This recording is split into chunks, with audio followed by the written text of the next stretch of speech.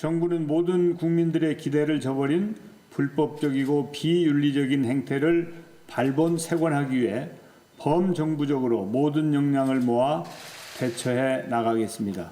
위법 행위에 대해서도 일말의 관용도 허용치 않겠습니다. 이번 LH 투기 사건을 공직부패를 완전히 뿌리 뽑는 계기로 삼겠습니다. 투기에 가담한 자들은 끝까지 수사해서 법이 허용하는 가장 강력한 처벌로 응징하겠습니다. 내부 정보를 이용해 투기 이익을 취할 가능성이 있는 공공기관에 대해선 실수요 외에 부동산이나 토지 거래를 제한하는 방안도 적극 검토하겠습니다. 민주당과 문재인 정권이 가장 먼저 취해야 할 조치는 대통령의 사과와 직접적 관리 책임자이자 나아가서 감사기까지를 시도한 변창흠 장관의 해임입니다. 그리고 국정조사입니다. 진행 발언하면서 시간을 보내는 게 과연 무슨 의미가 있는지 잘 모르겠습니다. 웃지 마십시오. 제 지금 발언 중입니다. 제 발언 중이에요. 불거진 날, 그날로부터 상임위 열어가지고 뭘 어떻게 하겠다는 겁니까? 장관 불러서 LH 사장 직무대리 불러가지고 우리가 정치 공세 한다고 해서 재발 방지하는데 무슨 도움이 됩니까? 본인 스스로 준비 기간 운운하셨는데 우리가 지금 야당 여기 정치 공세를 한다습니까? 끝난 다음에 하세요. 발언 걷어가지고. 네. 하영재 의원님 그 의사진행 발언 내용은 아니시니까요. 지금 예. 마무리하겠습니다. 네, 마무리하세요. 네. 정치 공세라고 하는 기본적 시각을 여당 위원이 갖고 있는 이상 오늘 회의는 다르게 진행될 수 있다는 말씀을 분명히 드립니다. 이상입니다. 네. 예, LH 직원들의 신도시 투기 의혹과 관련해서 오늘 국회에서 긴급 현안 질의가 열렸지요. 그 내용도 잠깐 보셨습니다. 먼저 이 내용부터 다뤄보겠습니다. 네 분 패널 나오셨습니다. 양문석 공공미디어연구소 이사장, 박원석, 김경진 전 국회의원, 장성철 공감과 논쟁 정책센터 소장입니다. 어서 오십시오. 안녕하세요. 예, LH 직원들 신도시 투기 의혹에 대해서 지금 경찰이 압수수색에 나서는 등 본격적인 수사에 착수했습니다만 LH 직원들의 투기 수법 보면 아주 참 투기 신공이라고 할 정도로 교묘하고 지능적인 것들이 많습니다. 예를 들면 불법으로 형질을 변경합니다. 흙을 깎아서 평탄화 작업을 합니다. 이 높이에 따라서 보상이 차이가 있기 때문이라고 하는데요. 그런가 하면 지분을 이렇게 쪼갭니다. 그렇게 나눈 것으로 기준을 충족하면 대토로 또 보상을 받을 수 있다고 하고요. 거기에 나무를 심는 방법이 있는데 이 묘목을 빽빽히 심어 놓았는데요. 그 나무가 아주 일반 사람들은 알기 어려운 그런 나무들이 많습니다. 에메랄드 그린, 왕버들나무 이런 희귀수종인데 왜 이렇게 잘 모르는 희귀수종을 심느냐 하면 나중에 토지를 수용할 때 이 나무값을 보상을 해야 합니다. 그런데 기준이 다 나와 있죠. 어떤 나무는 얼마, 어떤 나무는 얼마. 그런데 이런 듣도 보도 못한 이런 나무들은 값이 안 나와 있는 거죠. 그러면 몇백 배 산 값보다 더 비싸게 보상을 해줘도 규정에 안 걸리는 겁니다. 왜? 모르니까. 이런 식으로 투기를 했다는 사실이 지금 하나 둘 드러나고 있습니다. 자, 이제 수사에 기대를 걸어봐야 할 텐데 김경진 의원 오늘 나오셨으니까 네.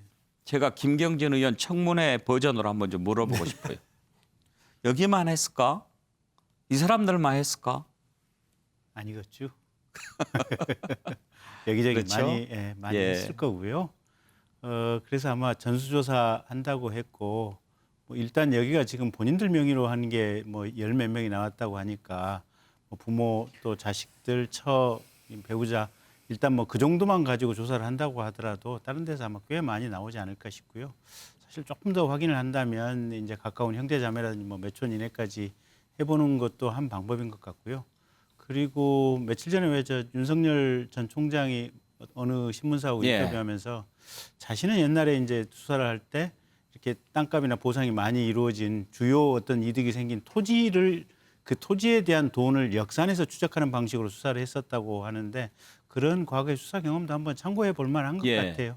근데 이제 제가 볼 때는 국민 어쨌든 저렇게 이제 수사본부에서 합동수사본부 차려서 이렇게 할 정도면 정부에서 이제 강한 수사 의지를 가지고 수사를 하는 거고 어차피 수사가 하루아침에 이루어지지 않거든요. 예. 저게 최소한 한 3개월에서 6개월은 걸릴 거예요.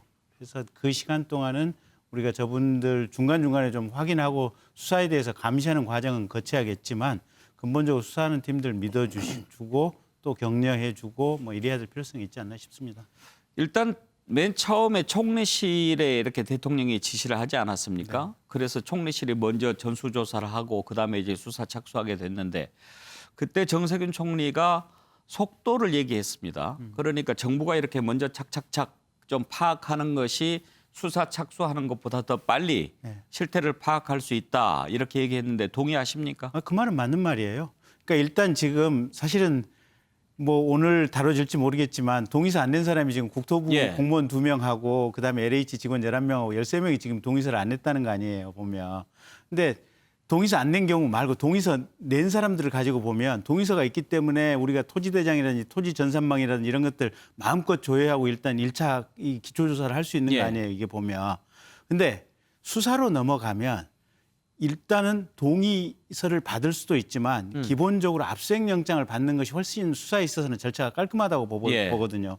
그러면 압수수색영장을 받기 위해서는 어떤 범죄 혐의가 전제가 돼 있어야 돼요. 아. 그러면 범죄 혐의 지금 이거는 그냥 마구잡이로 터는 거 아니에요, 보면. 예. 일제조사라고 하는 것은. 근데 이게 범죄 혐의가 있을 것이다라고 하는 막연한 추측에 기반해서 동의서 받아서 마구잡이로 터는 건데 수사 압수수색영장을 받기 위해서는 구체적인 어느 필지, 구체적인 어느 직원에 대한 어느 정도의 범죄 혐의 가능성이 구체적으로 있어야 돼요. 그게 없는 상태에서 압수수색영장 청구하면 검찰에서도 법원에 청구 안 할 거지만 혹여 검찰에서 했다고 하더라도 법원에서 기각될 판이거든요. 그래서 일단 잠정적인 대상자 추려내는 데는 이런 식으로 어떻게 보면 하는 것이 훨씬 속도가 빠르다. 지금 이렇게 봐야 될 것 같고요. 예. 다만 이제 이런 점은 있어요. 제가 이 얘기를 하면 또 혹시 뭐 제가 욕먹을지도 모르겠는데 이게 뭐랄까 그러니까 동의서 안 내고 싶은 사람들도 있을 거 아니에요, 보면. 예. 근데 지금 분위기나 이런 것 때문에 거의 강압적으로 이제 예. 동의서 내야 된다 지금 이렇게 하는 거 아니에요. 이게 보면. 그럼 이게 과연 맞는가? 문명사회에서. 근데 물론 이제 투기를 처벌해야 되고 예. 이게 내부적인 정보를 악용했고 어떻게 보면 LH라고 하는 거대 공기업의 직무윤리를 위반한 사람들에 대해서 발본색원해야 될 필요성은 있지만 또 이런 식으로 그냥 마구잡이 터는 것은 과연 네. 맞는가 또 이런 문제 제기도 있을 수도 있어요. 보면. 그럴 수 있죠. 네. 개인정보 관련이니까. 그런데 지금 아까 처음에 제가 여쭤봤듯이 과연 이 사람들만 했을까? 네. 그리고 여기만 했을까? 그런 것에 대한 국민들의 의구심이 대단하기 때문에 그렇게 좀 볼 필요는 있겠지요. 있고요. 양문석 이사장 정말 국민들이 어제 정세균 총리 폐가망신시켜야 된다라는 표현에는 정말 동의하는 것 같아요. 네. 뭐 그 정도로 분노가 이제 크지요. 그러니까 고양이한테 생선을 맡겨놓은 격이다라는 이야기를 우리가 많이 썼는데 공공개발과 민간개발이라는 두 축에서 공공개발을 중심으로 이 판을 끌고 가겠다. 그러면 공공개발을 중심으로 끌고 가는 데 있어서 LH가 거기에 핵심이에요. 근데 그런 상황에 있어서 정부의 기본적인 정책 자체를 이 신뢰를 무너뜨리는 이런 현상뿐만 아니고 앞서 이제 앵커께서도 하나하나 이 수법에 대해서 설명을 예. 했는데 정말 상상도 못했던 수법들이 이제 드러나기 시작을 했잖아요. 그리고 그러한 수법을 민간 개발에게 알려주면서 강의하면서 연간 5억 이상의 강의료를 챙긴 LH공사 직원이 있었다라는 것. 근데 그들에 의해서 끊임없이 모르는 사람들은 당하고 아는 사람은 부의 축적을 훨씬 빨리 했던 예. 이 과정에 있어서 국민들의 분노는 엄청나게 깊다. 그리고 정말 뿌리 깊은 이 적폐들이 아직도 사회 곳곳에 도사리고 있다. 그리고 계속 말씀하시는 저기만 저럴까요? 그리고 요 사업만 그럴까요? 예. 수많은 이건이 걸려 있는 그 공무원들이 허가건을 가지고 있는 수많은 사업에서 수많은 일들이 여전히 있을 거다. 윗물이 맑아도 아랫물이 흐리고 썩을 수 있단 말이에요. 이런 측면에서 본다라면 이번 사건이 하나의 일벌백계의 차원이 아니고 근본적인 시스템을 다 바꾸는 예. 철저하게 털어내야 되는 사안이라고 생각을 합니다. 예.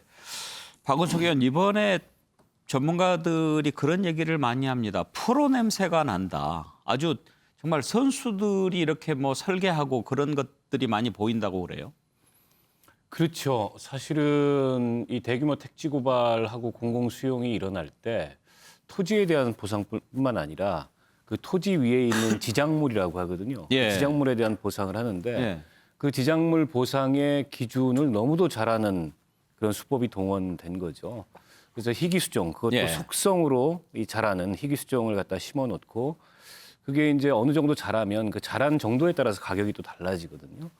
또 아주 그냥 밀도가 높게 빽빽히 심어놓는다든지 이런 것들이 보통 사람들이 사실은 알 수 없는 그런 기준을 굉장히 잘 아는 사람들의 수법이 동원된 거고 저는 정부에서 지금 합동 조사도 하고 있고 합동 수사도 착수했습니다만 사건 초기 대응에 다소는 좀 문제의식이 있습니다. 예.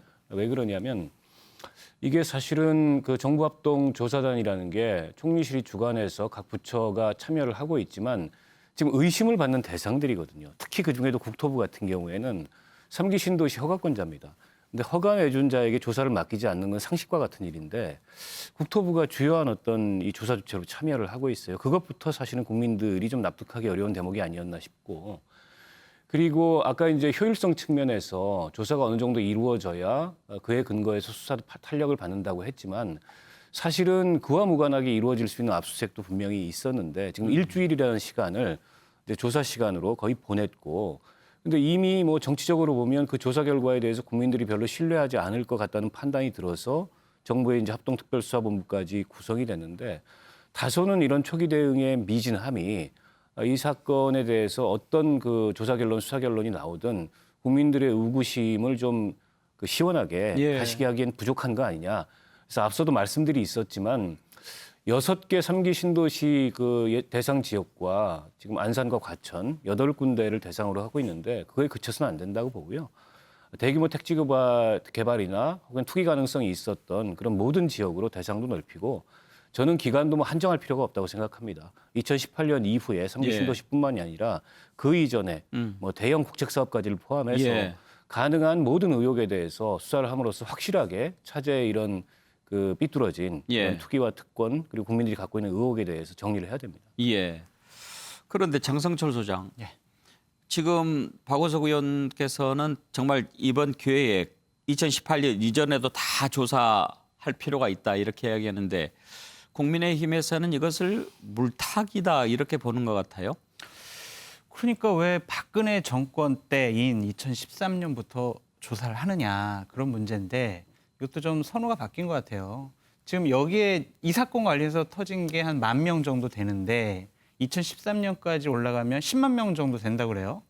그럼 과연 10만 명 조사를 언제 어느 순간에 다 할 수 있느냐. 지금 국민적인 분노는 이 LH공사 직원들의 이러한 불법적인 특이 의혹인데 박근혜 정권 때 신도시가 제대로 조성되거나 추진한 게 아니잖아요. 그런데 이 상황에서 박근혜 정권까지 한다라는 것은 결국엔 물타기가 아니냐라는 비판으로부터 자유로울 수 없다고 생각이 들고요. 예. 저는 정부와 여당의 무능력함과 무책임함에 대해서 지적 안 할 수가 없어요. 왜냐하면 저거 시민단체에서 발표했잖아요. 그러면 지난 집권 5년 동안 뭐 했냐고요. 시민단체가 발표 안 했으면 이 정부는 저렇게 LH공사 직원들이 투기해가지고 불법적으로 사적인 이득을 취하는 거를 막을 수가 없었을 겁니다. 그리고 과연 이들을 처벌할 수 있느냐라는 부분에 대해서도 저는 의문을 제기를 해요. 결국에는 미공개 정보냐 내부 정보를 이용했느냐라는 것을 분명히 입증을 해야 되는데 과연 정부의 합동수사단이 거기까지 입증을 해서 그 직원들을 처벌할 수 있느냐? 회의적입니다. 이것은요. 검찰이 직접 조사를 해서 발본색원하는 수밖에 없다. 예. 정부의 합동조사단은 그냥 자칫 잘못하면 조사해 그냥 뭉개는 수준으로 가지 않을까라는 생각도 듭니다. 그런데 김경진 의원 이번에 그 LH 직원들의 일부 반응을 보면은요. 맨 처음에 그런 글이 올라왔다고 해요. 우리라고 투자하지 말란 법이 있느냐 뭐 이런 글이 올라왔다고 하고 또 최근에는 입사한 지 얼마 안 된 직원이 올린 글인데 한 건만 잘하면 그러다가 잘려도 내가 평생 받을 월급보다 더 많은데 왜 안 하겠어? 뭐 이런 글을 사내 메신저를 통해서 했다라고 하는데 저런 인식을 만약에 갖고 있는 사람들이 적지 않다면 LH 공사 필요할까요? 그러니까요.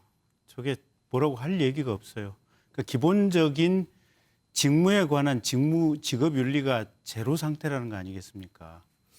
그래서 저분들이 지금 LH가 가지고 있는 부채만 해서도 한 110조 가까이 되거든요. 그리고 아마 자산 규모로 따지면 아마 뭐 거의 몇백조 자산을 가지고 있을 거예요, 보면.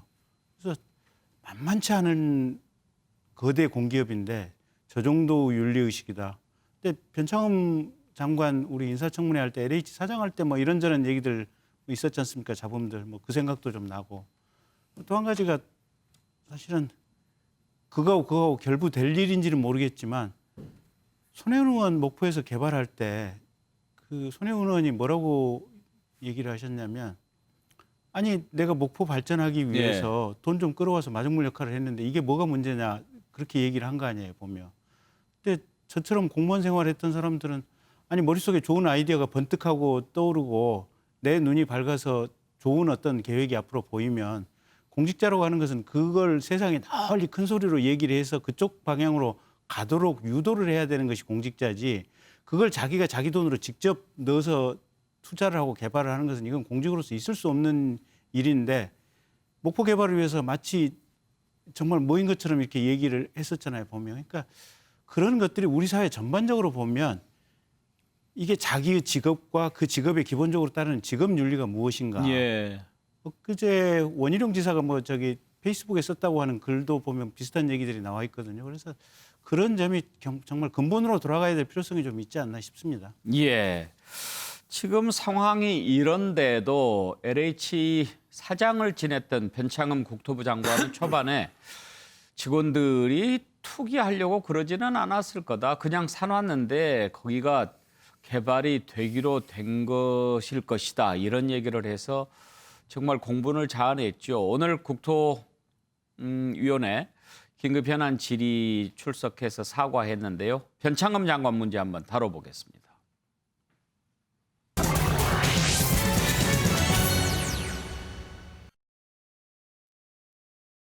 이번 사태를 공공의 신뢰를 좌우하는 매우 엄중한 사건으로 받아들이고 앞으로 국민의 신뢰를 회복하기 위해 그 어느 때보다 투기 의혹을 엄정하게 조사하고 투기 행위자에 대하여는 무관용 원칙으로 처벌하며 근본적인 재발 방지 대책도 신속하게 마련하겠습니다. 정부는 국무총리실이 그 어느 때보다 투기 의혹을 엄정하게 조사하고 투기 행위자에 대하여는 무관용 원칙으로 처벌하며 근본적인 재발 방지 대책도 신속하게 마련하겠습니다. 민심도 제대로 헤아리지 못하고 이렇게 투기에 둔감한 국토부 장관에게 무엇을 더 기대하겠느냐. 그러니까 국민들 당장 사퇴하라 이겁니다. 진상규명, 책임자 처벌, 재발방지 제도의 완비 이것으로 평가받겠다. 그것이 이루어지지 않으면 장관직을 과감하게 버리겠다. 이런 각오로 임해 주십시오. 네, 잘 알겠습니다. 네, 그렇습니다. 도대체 지난 4년간 뭐 하고 있었어요? 지금 이런 말을 할 단계입니까? 부끄럽지 않아요? 4년 내내 부동산 투기 단속한다 해놓고 지금 와서 기껏 한다는 말이 그래 처벌 규정이 미흡하고 통제 장치가 미비됐다고 보고합니까? LH 직원들이 얘기를 하지 않습니까? 왜 우리는 부동산 투자를 못하느냐. 고양이한테 생선을 맡기는 거 아니에요. 지금 여기 보고서에 뭐라고 했습니까? 업무 관련성 없는 직원은 내부 정보를 이용할 경우에도 처벌이 곤란하다. 처벌이 곤란하다고 스스로 얘기를 합니다. 그럼 이 사실을 알고 있었다면 처벌을 할 수 있도록 내부 규정을 만들어야죠. 변창흠 장관 어떻게 해야 되겠습니까? 양문석 위원장 보기에. 일단 뭐 변창흠 장관 초기 대응 정말 문제 있는 초기 대응이었고요. 뭐 실질적으로 지금 상황에 있어서 현재 그 규정을 넘어서는 소급을 못하는 거잖아요. 이런 상황에서 어떻게 이제 전환할 것이냐? 그러면 이제 다른 법을 들고 와야 된단 말이에요. 뭐 시장자본법 뭐 이런 법을 이제 들고 와가지고 처벌을 해야 되는데 그러한 그 다른 법을 통해서 규정할 수 있는 그 내용까지도 이제는 다 이야기를 하고 가야 되는 부분이고 실질적으로 장관을 더 하느냐에 못 하느냐의 문제는 이제는 그 변창흠 장관에게 중요한 것 아니다. 이 문제를 어떻게 하든 그 뿌리채 뽑아내는 이 일에 최선을 다하고 거기에 미진하면 언제든지 장관직은 이제 버려야 되는 이러한 상황까지 처해져 있으니까 계속해서 오히려 이제 그 정세균 총리가 이 문제를 주도하고 있고 총리가 하는 부분에서는 적극적으로 협조해야 되는데 앞서 이제 지적 중에 그 정부 합동수사본부 안에 왜 국토부가 들어갔냐 이 이야기를 하는데 해커를 잡기 위해서는 해커의 도움을 받는 거예요.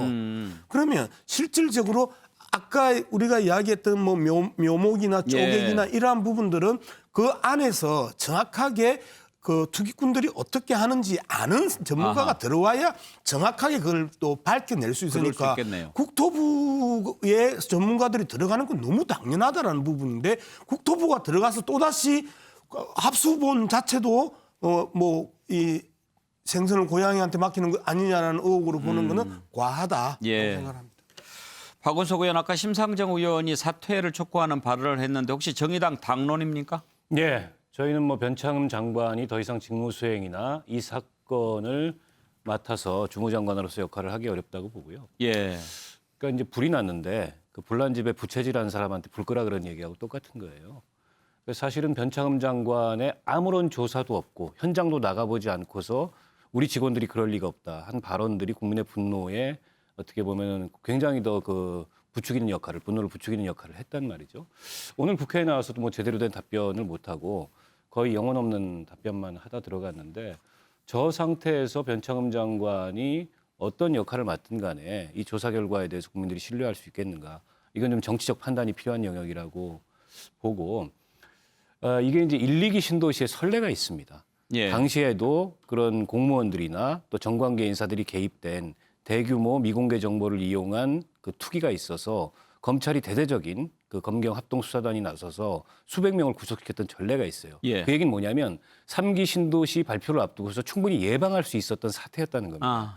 그럼에도 불구하고 손을 놓고 있다가 이제 와서 문제가 터지니까 정부에서 부랴부랴 대응을 하고 있는데 이 자체부터 저는 굉장히 안이했다고 보고 때문에 이 사건을 수사하는 노하우도 상당 정도 축적이 돼 있어요. 얼마 전에 뭐 윤석열 총장도 그런 얘기 했습니다만 이게 이제 뭐 실제 그 국토부나 관계 공무원들이 토지 거래 시스템에 이름이 있느냐 없느냐를 확인하는 것도 중요한데 그보다는 토지 그 자체와 돈의 흐름을 쫓고 그리고 실제 정보를 거래했는지 이런 흐름을 쫓는 것이 굉장히 중요한데 아까도 제가 거듭 말씀드리지만 초동 대응 과정이 그에 비해서 너무 부실하다. 이런 점을 지적하지 않을 수 없습니다.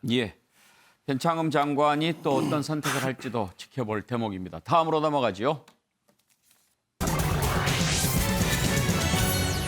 자, 눈앞에 다가온 서울 부산시장 보궐선거에 가려서 다음 대선이 꼭 1년 앞으로 다가왔다는 것을 모르는 사람이 적지 않습니다. 내년 대선 구도 한번 전망해 보겠습니다.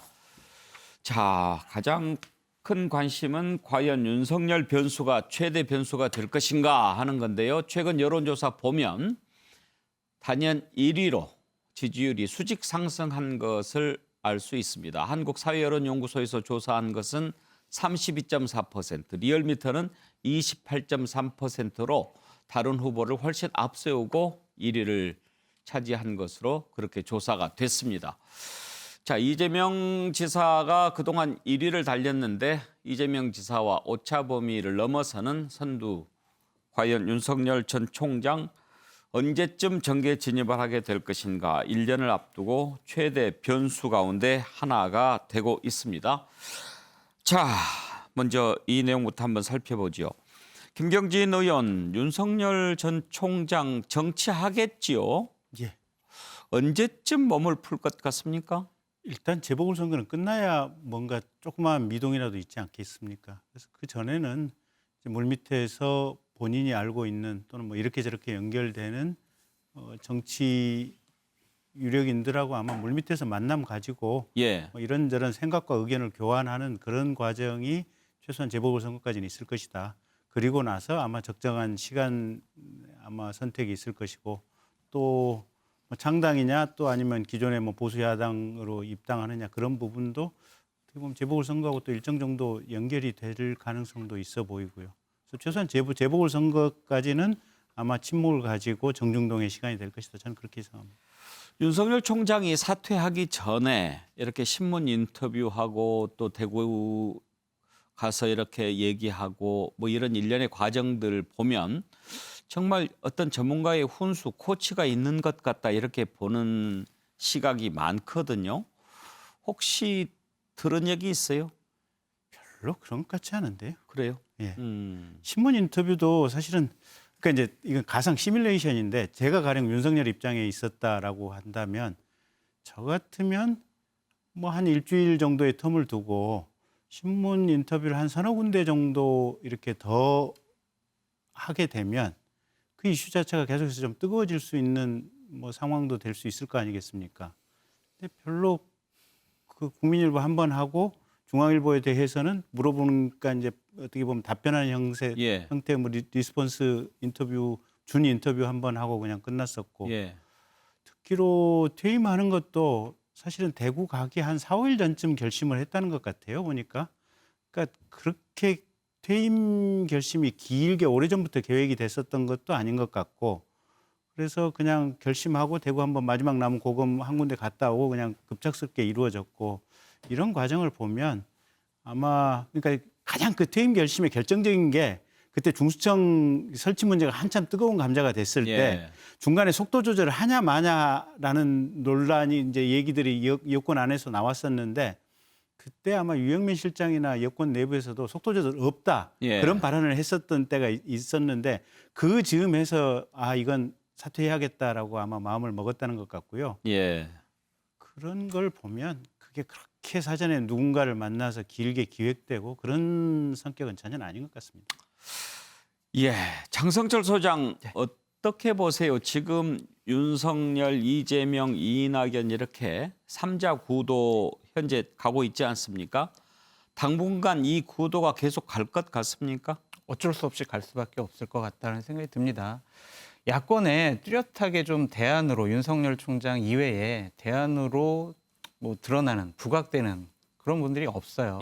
그렇기 때문에 당분간은 이 3강 체제가 유지될 것 같다는 생각이 들고 저는 윤석열 총장 앞에는 대략 3개의 허들이 있다고 생각을 합니다. 하나는 첫 번째는 서울시장 선거에 어느 정도로 관여나 개입을 할 것이냐 또한 그 관여나 개입이 성공을 할 것이냐 그것이 하나의 첫 번째 허들이고요. 두 번째 같은 경우에는 윤석열 누구와 함께 정치를 할 것이냐 윤석열 주위에는 어떠한 유능한 사람이 있느냐 그것을 중요한 판단의 포인트로 봐야 될 것 같습니다. 만약에 저는 이 사람과 같이 해요라고 딱 이제 국민 앞에 소개했는데 겨우 저 사람이야? 라고 하면 처음 스텝부터 꼬일 것 같다라는 생각이 들고요. 마지막으로 또 중요한 허들 하나는 뭐냐면 처와 장모에 대한 여러 가지 흉흉한 소문들이 많이 있잖아요. 그거에 대한 공격이 분명히 나올 겁니다. 그걸 어떻게 잘 방어하느냐. 이 3개 허들을 앞으로 정치 초반기에 잘 넘어가야 된다라는 생각이 드는데 저는 기본적으로 검찰총장이 바로 정치하는 거는 상당히 부적절하다고 봐요. 왜냐하면 이분은 평생 검사로 살아왔잖아요. 사람을 의심하는 직업입니다. 너는 범죄자야, 의심. 그러는데 정치인들은 그런 사람들의 마음조차도 받아서 지지율을 높여서 대권 후보로 가야 되잖아요. 그런데 과연 그렇게 그런 사람들의 마음도 얻을 수 있느냐라는 것과 일반 서민들의 삶을 모를 것 같아요. 코로나 때문에 위험한데도 아침에 코를 막고 10,000원 지하철, 10,000원 버스를 타고 출근하는 사람들의 그런 심정. 그리고 지금 장사가 안 돼서 임대를 지금 그만둬야 되는, 장사를 그만둬야 되는 그런 사람들의 마음. 그런 사람들의 마음 모를 거 아니에요. 나는 평생 검사로 살았고 퇴임하면은 나는 정관예우 받아서 나는 변호사로 잘 먹고 잘 살 수 있어. 이런 삶을 살았을 텐데 과연 일반 서민들의 삶을 잘 알아줄까? 그들의 마음을 얻을 수 있을까? 그런 생각이 듭니다. 그래서 분명히 많은 공부와 준비를 해야 된다라고 말씀드려요. 장성철 소장이 맨 마지막에 얘기했던 그 부분이 앞에서 제시한 세 가지보다 더 큰 허들일 것 같습니다. 예, 그래요. 윤석열 전 총장의 정계 진출한다면 언제 하게 될까? 그리고 과연 누구랑 나타나게 될까 하는 것 사뭇 궁금하지요. 정치권에서 윤석열 총장 지금 어떻게 보고 있는지 한번 들어볼까요? 추윤 갈등 때 지지율이 높았잖아요. 근데 점점 이제 떨어져서 10% 이하로 이제 떨어졌는데 중수청이라는 실체 없는 아직 뭐가 드러나지 않는 그것을 두드려 패면서 나왔어요. 중수청은 저희가 발의도 하지 않았고 지금 논의 단계거든요. 근데 그걸 갑자기 반대한다는 것은 관여가 없는 곳에 화살을 계속 쏘면서 본인의 몸값을 높여서 결국 지지율 1위로 올라간 데는 성공했다. 축하한다. 라는 게 논평입니다. 여당 입장에서는 반가운 일입니까? 결과적으로? 저희로서는 좀 사실상 표정 관리를 해야 되는데 윤석열 전 총장이 저는 이제 반기문 꼴 난다 이렇게 생각을 하는데 여러 가지 아마 난관에 봉착하지 않을까 그런 생각이 듭니다. 하여튼 축하드립니다. 문재인 정부에서 잘 키워서 네. 또 핍박해가지고 거기 그 핍박으로부터 자생적인 힘을 얻어가지고 나온 그러한 이제 국민 후보가 됐습니다. 국민 후보입니까? 야권 후보입니까? 국민 후보라고 봐야지요. 왜 그러냐면 여기서 국민이라는 게 국민의 힘을 뜻하는 건 아니죠. 그렇습니다. 일반 국민을 뜻하는 것이지요. 검찰의 수장으로서 우리나라의 이 공정과 정의에 대해서 특권과 반칙에 대해서 수사를 제대로 하고 있구나. 그래서 국민들께서 지지를 보냈다고 보여지고요.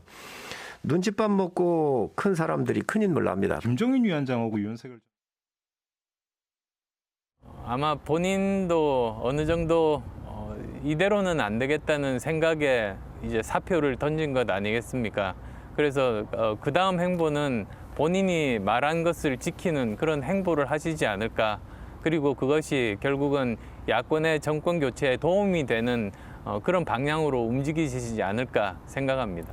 저는 성급하게 정치를 시작하시기보다는 국정 전반에 걸쳐서 상세하게 살펴보고 문제점들을 어떻게 하면 고칠 수 있는지, 그리고 내가 만들고 싶은 대한민국의 미래의 모습은 어떤 것인지 그런 비전들을 열심히 준비하시면 좋겠다는 생각을 합니다. 장성철 소장, 그 윤석열 총장이 당장 국민의힘에 입당하지는 않을 것 같고요. 네. 만약에 안철수 후보로 단일화가 된다면 국민의힘과 야권은 아무래도 좀 재편이 불가피하게 되지 않겠습니까? 그렇습니다. 그런 상황에서 윤석열 총장이 움직일 공간이 더 넓어질 가능성이 있다고 봐야죠. 일설에서는 안철수 후보와 좀 연합해서 새로운 플랫폼을 만드는 것이 아니냐 그런 전망도 있고요. 제가 판단하기에는 김종인 위원장의 움직임을 잘 봐야 된다라고 말씀드리고 싶어요. 현실적으로 보면 6월 달까지가 김종인 위원장의 임기예요. 그러니까 4월 7일 날 서울시장 선거가 끝나고 나서 대략 전당대회 때까지, 그때까지도 김종인 위원장의 임기인데 지면은 4월 7일 날 끝나고 바로 그만두는 게 아니었나요? 지면은 바로 그만두고요. 지면은? 네. 그러니까 이기면은 전당대회 때까지 이제 하게 될 텐데 6월 이후에 김종인 위원장도 국민의힘을 나가면은 결국에는 대선 후보 간별사 역할을 계속 하고 싶어 하잖아요. 그렇다면 윤석열 총장의 어쨌든 멘토 같은 역할을 하지 않을까라는 생각이 듭니다. 여러 가지 흔적들이 있어요. 별의 순간을 봐라. 3월 달에 어떤 결단을 해야 된다. 이런 게 정확하게 지금 맞아 들어가고 있거든요. 어떠한 교감 없이 저렇게 정확하게 맞춘다는 것은 있을 수가 없고 어느 정도 김종인 위원장의 마음속에는 윤석열 총장을 한번 대권 후보로 키워야 되겠다라는 생각을 갖고 있는 것 같습니다. 예. 자, 차기 대선 주자 지금 1, 2, 3위 윤석열 총장 먼저 살펴봤고요. 이재명, 이낙연 또 두 분이 있죠. 한번 들여다보겠습니다.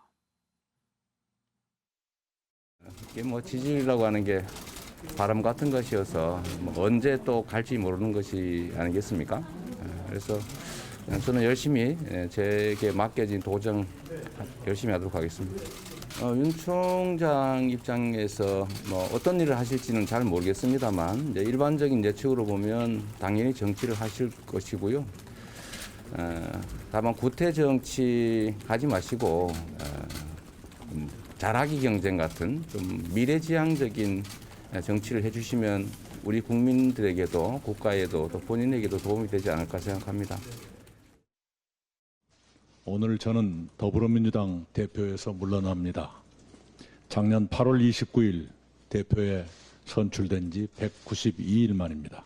앞으로 저는 문재인 정부의 성공적 마무리와 대한민국의 발전을 위해 제가 어느 곳에서 무엇을 하든 저 역할과 책임을 다하겠습니다. 우선은 4.7 재보궐선거에서 승리하도록 최선을 다할 것입니다. 동시에 포스트 코로나 시대에 대한민국이 함께 잘 사는 세계 선도 국가로 나아가도록 하는 미래 비전을 준비해 가겠습니다. 당 대표로서 일한 것은 참으로 크나큰 영광이었습니다. 다시 한번 국민 여러분과 당원 여러분께 감사드립니다. 예. 양문석 이사장, 일단 이낙연 대표 이제 오늘 대표직을 내려놓았는데 6개월이었죠. 이제 오늘 이낙연 대표는 스스로 그동안 자기가 했던 일들을 소개했는데 양문석 이사장 보시기에 대표직 맡은 게 득이 더 컸다고 보십니까? 아니면 손해가 좀 있었다고 보십니까? 저는 이제 그 뭐 어쨌든 결과론적으로는 엄청난 손해를 봤지요. 한 지지율로 보면 지지율 50%를 돌파하는 그 수치까지 보였던 분이 이제 그 10% 중반대를 기록하고 있는 거는 엄청난 손해를 봤다. 여기에서 우리가 좀 쳐다봐야 될 부분이 있습니다. 예전에 제가 그 이슈를 따라가는 정치인과 이슈를 만들어내는 정치인의 차이, 이게 이제 뭐 소위 말하는 반사체와 발광체라고도 이제 표현을 할 수 있는데, 이재명 지사 같은 경우는 계속해서 이슈를 만들어가요. 그런데 그 이낙연 대표 같은 경우에는 발생한 이슈에 대해서 계속해서 입장을 발표해 나가는, 이런 차이들이 실질적으로 두 사람의 차이인데 어느 게 낫다고는 말하기 어려워요. 그런데 결정적으로 이제 발광체로서 이슈를 만들어 나가려고 하다가 발목이 잡히잖아요. 전직 대통령 사면론이 거의 최초로 제대로 된 그 정치적 이슈를 던졌는데 그게 발목이 딱 잡히면서 지지율이 반토막까지 이제 나는 그 아픔을 이제 겪었던 과정이 이제 이 과정이었다. 그래서 오늘 마지막 기자회견하면서 더 성숙한 정치인으로서 학습에 대한 그 이야기를 이제 많이 강조했는데, 이낙연 대표 입장에서는 지금부터 이제 말 그대로 발광체가 될 수 있는 자질을 제대로 이제 갖추었다는 측면에서 보면 이후에 어떻게 이슈를 주도해 나가는가, 그리고 이낙연 후보가 던지는 이슈가 얼마만큼 언론과 정치에 관심 있는 사람들이 따라가 주는가, 요게 이제 이낙연 그 후보가 앞으로 일어날 수 있는 지지율을 회복할 수 있는 중요한 관건이다, 이렇게 볼 수 있습니다. 예. 자, 이낙연 대표 과연 득실 어떤 게 더 많았을까 생각을 해봤는데요. 이낙연 대표의 지난 6개월 한번 잠깐 돌아보겠습니다. 검찰개혁이 이번만은 이루어지기를 많은 국민이 바라고 계십니다. 우리 당은 공수처법과 국정원법, 경찰법 등 권력기관 개혁 3법을 반드시 처리해 국민의 명령을 이행하겠습니다. 고위공직자범죄수사처가 공식 출범했습니다. 공수처 설치는 시민사회의 요구로 입법청원이 있은 지 25년을 끌어온 우리 사회의 오랜 수건입니다. 김대중 노무현 정부 때도 추진했으나 좌절됐던 미완의 과제를 문재인 정부에서 결실을 이루게 됐습니다. 전직 대통령 사면 말씀하셨는데요. 적절한 시기에 대통령님께 건의드릴 생각입니다. 국난을 극복하려면 국민의 힘이 모아져야 하는데 지금은 국민들이 둘로 갈라져 있습니다. 이 갈라진 국민을 어떻게 하나로 모을 것인가, 그런 큰 틀에서의 저의 고민, 충정의 일부로서 그 말씀을 드렸던 것이고요. 민주당, 문재인 정부는 있는 힘을 다해서 가덕신공항의 조기 착공과 조기 완공을 위해서 최선을 다할 것이다, 이렇게 말씀을 드립니다. 예, 박우석 의원, 이낙연 대표, 이재명 지사 좀 상당히 대비되는 점이 많지 않습니까? 이낙연 대표는 뭐 좀 안정감, 품격, 그리고 절제 이런 게 떠오른다면 이재명 지사는 추진력, 문제 해결 능력, 뭐 싸움닭 이미지, 이렇게 좀 다르죠? 그렇죠. 약간 이제 뭐 그러면서도 보완적인 이미지가 예. 있는데, 근데 이제 이낙연 대표께서 1년 전에, 1년 전이지 않죠. 6개월이 전이죠. 예. 총리 임기가 끝나고 만약 당대표를 안 맡고 전직 총리의 위치에서 대권 정치를 폈다면 과연 지금보다 나았을까를 생각해 보면 저는 대표직을 맡아서 손해가 났다. 이게 문제의 본질이 아니고 예. 국가 지도자로서 본인의 역량을 어떤 식으로든지 입증할 그런 도전에 나섰어야 되는데 그걸 대표직으로 보고 나선 거죠. 예. 그러나 이제 자기만의 고유한 색깔과 의제와 또 어떤 리더십 이걸 보이지 못함으로 인해서 지금 지지율이 좀 떨어지고 주춤한 그런 상황에 놓여 있는 게 아닌가 싶고요. 그러나 뭐 끝났다고 생각하지 않습니다. 당장 이제 4월 7일 재보궐선거에서 어떤 성적표를 받아드느냐에 따라서 또 이게 앞길이 갈릴 수가 있고 앞으로도 1년이라는 시간이 남았기 때문에 이낙연 대표가 4.7 재보궐선거 끝나고 성적표가 안 좋게 나오면은 뭐 대권 가둬서 나 그만하겠다 이러시지는 않을 거 아니에요. 결국에 어떤 의제로 또 시대가 요구하는 어떤 리더십으로 국민들 앞에 자신을 비추느냐 이게 관건인 것 같고 대표직도 그 하나의 과정이었지만 뭐 생각만큼 그다지 성공적이진 못했다. 예. 이렇게 보고요. 당시에 대표직을 안 맡고 그냥 전직 총리로서 그 점잖은 이미지와 또 인품과 이런 거를 관리했다 그래서 그 이전에 나왔던 지지를 유지했을 거라고 보지 않습니다. 그러면 그런 면에서 봤을 때 정치라는 게 꼭 뜻대로 안 돼요. 때로는 그게 독이 든 성배 같지만 가야 될 길이 있고 예. 이낙연 대표도 때문에 그런 선택을 할 수밖에 없었고 지금 또 다른 어떤 도전 앞에 놓여 있는 게 아닌가 싶습니다. 예, 앞으로 1년 그렇지만 결코 짧은 시간이 아닙니다. 워낙 대한민국 다이나믹한 나라 아니겠습니까? 그 전에요. 지금까지 대선에서 1년 전 지지율과 대선 때 지지율 간에 얼마나 차이가 있었는지 한번 표로 만들어 보았습니다. 그 표를 한번 보실까요? 예. 반기문 유엔 사무총장이 나오기 전입니다. 이것은 지난 2016년 5월에 여론조사였는데 그때 여론조사 내용을 보면 문재인 당시 대표였나요? 예. 문재인 대표가 21.5 그리고 안철수 오세훈 순서였습니다. 갤럽에서는 안철수 대표가 조금 더 앞선 것으로 조사가 됐고요. 그때만 해도 1년 전입니다. 문재인 대통령이 가장 앞섰지요. 그리고 이제 반기문 유엔 사무총장이 돌아와서 정치 선언을 한 뒤로 조사한 내용인데 그때는 반기문 총장이 엄청 지지율이 높았습니다. 26대 16으로 10%포인트나 앞섰는데요. 그런데 결국 불출마했고 문재인 대통령이 당선을 거머쥐었습니다. 그 전으로 한번 시계를 거꾸로 돌려볼까요? 2011년에는 어땠습니까? 1년 전입니다. 이것도. 그러니까 그때 박근혜 대표가 27.1, 29.6으로 가장 선두였네요. 그 뒤를 안철수, 문재인 이렇게 뒤이었는데 역시 1년 뒤에 그 선두 조사대로 박근혜 대통령 당선이 됐지요. 이걸 보면 어떤 때는 되고 또 어떤 때는 안 되고 그랬네요. 예. 그전에도 한번 볼까요? 1년 전에 이명박 전 서울시장이었을 때 44.2, 40.8 박근혜 대표를 훨씬 앞질렀었고 결국 이게 1년 뒤에 대통령 선거까지 이어졌습니다. 자, 이렇게 보면 1년 전의 지지율 결코 무시할 수 없는 그런 지지율이다 볼 수 있는데 장성철 소장, 1년 전 지지율 계속 이어지려면 어떤 게 필요할까요? 일단 본인의 개인적인 능력이 있어야 됩니다. 그러니까 상황을 주도할 수 있는 능력이 있어야 되고요. 권력 의지도 있어야 되고요. 또한 본인을 열정적으로 밀어주는 정말 절대적인 매니아층이 필요해요. 예. 그리고 또 하나 중요한 거는요.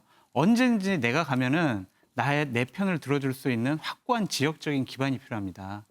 그런 다음에 나는 꼭 대통령이 돼야겠어라는 권력 의지가 있어야 되고요. 또 하나 마지막으로는요. 제일 중요한 것은 운입니다. 운이 있어야 대통령이 될 수가 있습니다. 예. 이런 것들을 저는 대통령이 되기 위한 필요 충분 조건 7가지라고 저는 생각을 하고 있는데 예. 과연 이 새 후보들께서는 몇 개가 있고 몇 개가 없는지 저도 앞으로 1년 동안 관찰을 해야 될 것 같다는 생각이 듭니다. 예. 이낙연 대표에 대해서 이제 말씀을 많이 하셨는데 저는 기본적으로 당대표를 하시면서 정치 지도자로서의 검증 기회였는데 그 검증에서 좀 탈락하지 않았느냐, 그것이 지지율 하락으로 나오지 않았느냐라는 생각이 듭니다. 변화에 대한 국민들의 욕구가 있는데 문재인 대통령의 나라와 이낙연이 꿈꾸는 나라가 그렇게 차별성이 없다면 굳이 이낙연 대표를 선택을 해야 될 이유가 없겠죠. 그런 부분에 있어서 이낙연 대표가 좀 실패하지 않았느냐라는 판단을 해봅니다. 예. 그래도 김경진 의원 1년이라면 우리나라 이 다이나믹한 나라에서 변수가 많이 생기는 시간이죠. 근데 저는 그래 봐야 저 셋 중에 한 분이 대통령 되실 것 같은데요. 그럴까요? 예. 예. 이게 1년이 변수가 다이나믹하게 뭐 수십 가지가 나올 수 있다 그러지만 예. 또 대통령감 하나로 성장하는 것도 사실은 쉽지가 않습니다. 예. 그래서 그 말씀 들으면 국민의힘이 상당히 힘 빠질 것 같은데요. 방법이 없죠. 거기다가 탄핵 사태가 끝난 지 불과 5년이 안 된 거고 그게 그런 점에 관한 국민들의 기억이라든지 평가가 그렇게 쉽게 지워지지는 않을 겁니다. 그러니까 제가 볼 때는요. 이게 조국이라든지 또는 손혜원 씨라든지 아니면 최강욱 씨라든지 이런 부분들 그다음에 지금 뭐 중수청 문제라든지 이런 사법 이슈가 사실은 국민들의 보편적인 어떤 판단과 동떨어진 운동을 계속해서 한 2년 가까이 지금 현재 문재인 대통령이나 민주당에서 해왔기 때문에 지금 그렇지 그 문제만 없었으면 제가 볼 때는 아마 민주당 쪽에서 재집권 하는데 별 문제가 없었을 거예요. 예. 근데 이 사법 이슈가 워낙 국민들의 정서라든지 보편적인 판단과 동떨어져 왔는데 그걸 가지고 계속해서 우겨왔고 우겨오면서 국민들이 사실은 이게 여기에 대해서 집권 여당에 대해서 미움과 여러 가지 의구심을 갖게 됐고 그러면서 적극 진보층에서도 떨어져 나왔고 중도층은 상당히 지금 클릭을 이동을 해버렸고 지금 이런 상황들 같은 거고요. 예. 이낙연 대표 같은 경우도 사실은 당대표 출마해서 됐을 때 30몇 % 나왔다가 지금 빠져버렸던 게 뭐냐면 그런 민주당의 전체의 집단 오류에 그냥 고스란히 평균적으로 같이 함몰해 가면서 그냥 따라서 죽어버린 거거든요. 그래서 이낙연 대표도 정말 용을 쓰셔야 아마 다시 살아나올 수 있지 않을까 싶습니다.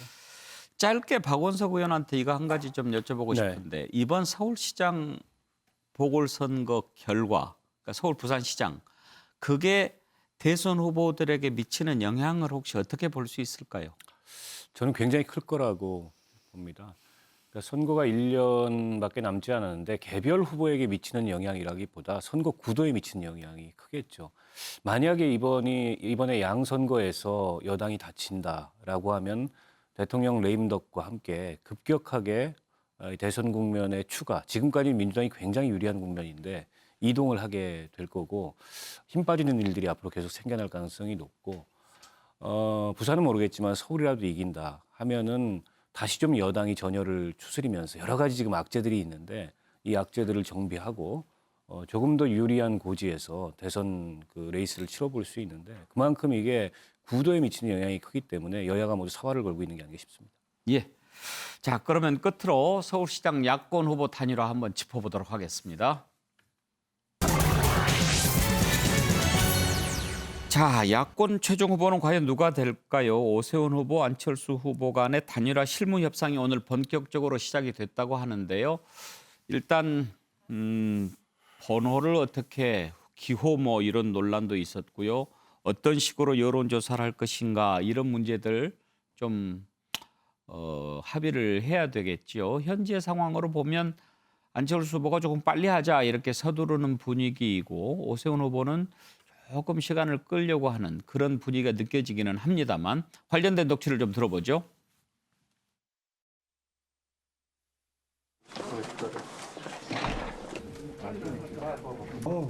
이런 서로 간의 소통하는 모습이 굉장히 중요하다고 생각합니다. 실무팀들은 또 각자 그 여러 가지 구체적인 걸 가지고 논의하시더라도 우리는 큰 줄기를 잡아서 가자 이런 말씀을 드렸는데 마침 이렇게 상호 교차 방문 아이디어를 또 내주셔서 정말 이건 모양 좋은 단일화가 이번에 될 수 있겠다. 아름답고 멋진 단일화를 하는 과정이 아닌가 그런 생각을 합니다. 얼마나 고생이 많으세요. 아유, 고맙습니다.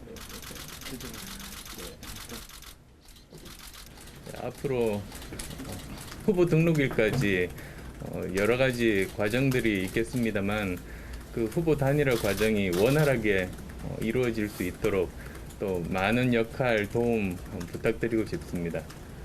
그리고 이제 후보 단일화가 되면 한 마음으로 또 꼭 선거 승리를 위해서 함께 노력을 하면 좋겠다는 그런 생각이 듭니다. 저는 국민의힘 단일화 실무협상단에 오늘 중으로 실무 논의가 진행될 수 있도록 적극적으로 협상에 임해 주실 것을 요청합니다. 어영부영 시간 끌다가 장이 파한 다음에 뒤늦게 자판을 깔게 된다면 물건이 아무리 좋아도 한번 돌아가신 손님은 결코 다시 오지 않습니다. 예, 양문석 이사장. 예. 잘 될 것 같습니까? 단일화 문제는 어찌 됐든 간에 결론을 낼 수가 있겠지요. 그런데 이제 2012년에 문재인 후보와 안철수 후보의 단일화, 예. 깔끔하게 승복하지 않는 단일화는 오히려 득보다는 해가 됐다라는 측면들도 우리가 이제 고려를 할 필요가 있고요. 그다음에 지금 이제 박영선 후보에게 자기들이 다 이기고 있단 말이에요. 근데 이 부분을 잘 해석을 해야 되는데 LH 사건이라는 직격탄을 정부 여당이 맞았어요. 그다음에 나경원, 오세훈의 드라마틱한 반전이 있는 컨벤션 효과까지 있었어요. 여기에 윤석열 사태라고 하는 또 제3의 정치의 파장이 있었어요. 이러한 엄청난 파장이 다 그 국민의힘 오세훈 후보나 안철수 후보에게 유리한 그 흐름이었는데 그 차이가 생각보다 작았다는 거예요. 생각보다. 더블 속과 이상 정도 날 정도의 세 개의 악재가 여건을 강타했었는데도 불구하고 어떤 조사는 오차 범위 안에, 어떤 조사는 오차 범위를 살짝 벗어나는 요 정도의 차이밖에 못 벌렸다라는 것 자체는 여전히 여건에 대해서 못함을 질책하고 애정 어린 그 채찍이 가해지고 있는 거지 절연과 절교의 채찍이 아니라는 측면에 있어서 우리는 명확하게 이 여론대를 읽어야 되고 마지막으로요. 홍준표 그 의원이 7%라는 5%의 그 프레임에서 벗어났어요. 박스권을 돌파했어요. 윤석열 32.4 나올 때 홍준표가 7이 나와요. 이건 어떤 의미냐라는 거예요. 즉 국민의힘이 실질적으로 그 윤석열에게 다 쏠리느냐. 국민의힘의 그 변화가 오세훈에게 그 일정하게 쏠리는 것처럼 자신의 후보라고 생각할 수 있는 지금은 무소속이지만 홍준표 후보에게도 본격적인 관심을 주기 시작했다는 예. 측면에 있어서 다양한 그 변수들을 우리는 체크하고 있어야 된다고. 예. 장성철 소장, 국민의힘의 어떤 그 분위기가 좀 궁금한데요. 지금 일단 이야기했던 여러 가지 악재들이 국민의힘으로서는 우리가 좀 더 해볼 만하다 이런 생각 가질 수 있지 않겠어요? 그런 점에서 봤을 때 단일화가 안 돼도 우리 이길 수 있을 거야. 혹시 이런 생각도 합니까? 그 얘기를 하는 분들은 한 분도 없고요. 단일화를 해야 이긴다라는 생각을 다 확고하게 갖고 있습니다. 주말 사이에 좀 분위기가 좀 좋아졌어요. 무슨 말이냐면 내부적으로 여의도 연구소에서 여론조사를 했는데 처음으로 오세훈 후보가 안철수 후보를 미세하게나마 앞서는 여론조사가 나타났습니다. 그 흐름이 좋다라고 지도부에서는 지금 판단을 하고 있는 것 같고요. 기본적으로 19일까지는 무조건 단일화 협상이 진행이 되고 단일 후보를 뽑을 수 있을 것 같습니다.